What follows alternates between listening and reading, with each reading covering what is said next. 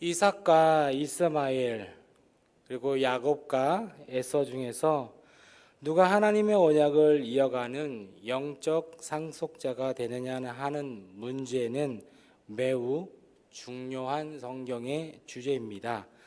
하나님의 주권적 선택에 의해 결정되는 이 영적 원리 속에서 우리에게 베푸신 하나님의 은혜가 어떠한 것인지 오늘 말씀을 통해서 다시 한 번 더 깨닫고 또한 하나님의 그 축복하심 속에서 살아가시는 우리 귀한 모든 성님 되시기를 축복합니다. 첫 번째로 이 에브라임을 장자로 택했다라는 거예요. 야곱은 쌍둥이였으나 형 에서보다 늦게 태어나 사실 장자의 명분을 받지 못한 것을 아쉬워했습니다. 그래서 이 에서가 허기진 틈을 타서 그 틈을 이용해서 팥죽 한 그릇에 장자의 명분을 빼앗았습니다. 그리고 아버지 이삭을 속이고 에서 흉내를 내어서 장자의 축복을 받았죠. 그 후로 형 에서의 보복이 두려웠던 야곱은 집을 떠나서 오랜 시간을 외삼촌 라반의 집에서 살아야 했습니다. 야곱은 요셉의 두 아들 에브라임과 므낫세를 축복하면서 오른손을 동생인 에브라임에게 그리고 왼손을 형인 므낫세에게 머리에 얹었습니다.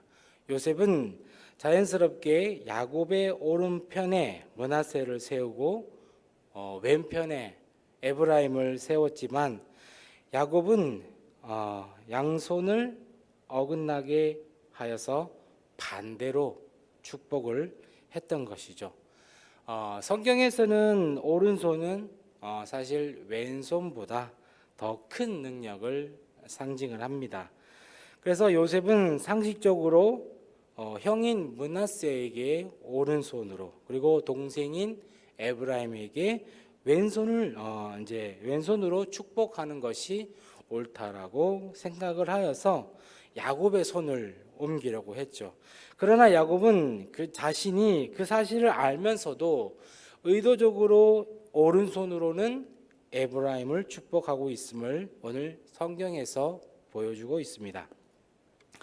또 에브라임의 후손이 므낫세의 후손보다 더 번창할 것이라는 예언도 하게 되죠. 하나님께서는 일찍이 형 에서와 동생 야곱 중에서 야곱을 선택하여서 큰 자가 작은 자를 섬길 것을 예고하셨고 그 예언은 성취대로 이루어졌습니다. 후에 에브라임 지파는 이스라엘 지파 중에서 또한 수적으로 우세해서 북이스라엘의 대표하는 지파가 됩니다. 이렇게 상식적으로 판단하는 것이 당연한 것이지만 때로는 그 하나님의 크고 또한 비밀한 뜻을 깨달아 행하는 지혜가 필요하다는 것이죠. 두 번째는 언약의 축복을 누릴 것을 명합니다. 야곱은 요셉의 두 아들을 축복한 후에 그 의미를 설명을 합니다. 하나님이 아브라함과 이삭과 야곱에게 언약하신 대로 이스라엘의 민족은 큰 민족을 이루고 때가 되면 애굽을 떠나서 하나님이 약속하신 그 가나안 땅으로 돌아가서 땅을 차지하게 되죠. 그때 요셉은 다른 형제들보다 땅을 배로 차지할 것입니다. 이는 야곱이 요셉을 아들들 중에서 실제적인 장자로 인정을 함을 의미를 하고 있는 거죠. 그러니까 다른 형제들보다 요셉을 더욱더 크게 생각을 했던 것입니다. 후에 하나님께서 모세를 통해 주신 율법에서는 자기의 소유를 아들들에게 기업으로 나누는 날에 장자에게는 다른 형제의 두 몫을 주되 사랑을 받는 자들의 아들을 장자로 삼아 진짜 장자 곧 미움을 받는 아내의 아들보다 앞세우지 말라고 신명기 21장에서 말씀을 하고 있습니다. 그러나 야곱은 일반적 유산 상속이 아니라 하나님께서 아들들을 위해서 축복을 빌고 있는 것이죠. 이러한 영적 축복은 사람의 상식과 법을 초월하여서 그 크신 하나님의 섭리 속에 이루어지는 것이죠.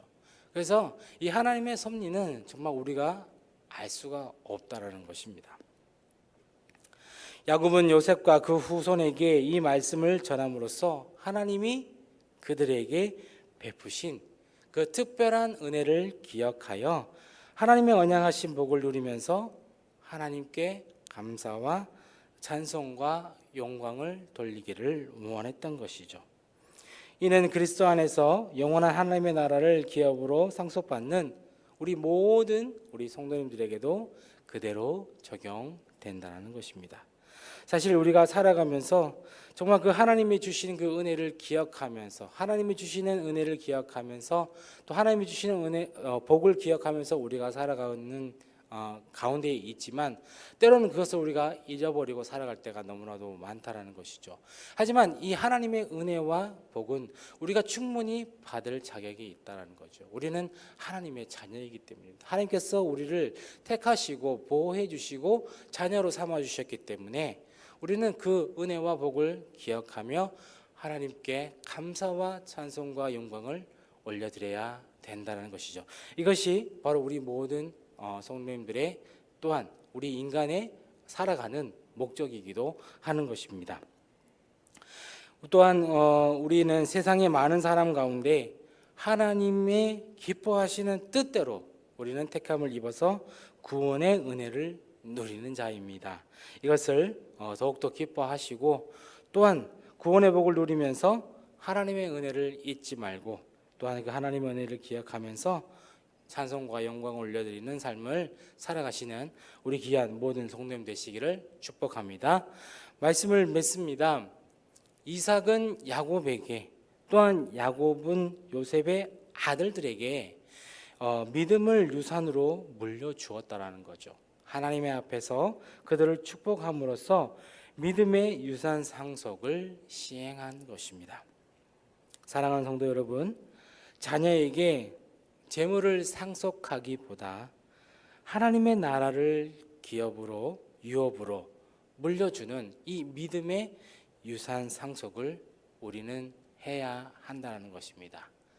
또한 다음 세대를 키워나가는 가운데에 정말 이 세대보다 더욱더 또한 더 많은 세대들을 살리기 위하여서 또한 자녀들에게 유업으로 물려주는 그 믿음의 유산 상속을 하시면서 무엇보다도 하나님의 뜻 안에서 하나님이 기뻐하시는 삶 속에서 살아가시는 우리 귀한 모든 성도님 되시기를 축복합니다.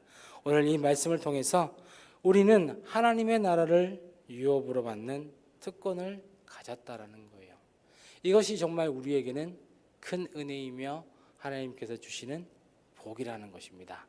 이것을 한 번 더 기억하시고 하나님의 은혜에 보답하며 살아가시는 우리 귀한 모든 성도님 되시기를 축복합니다.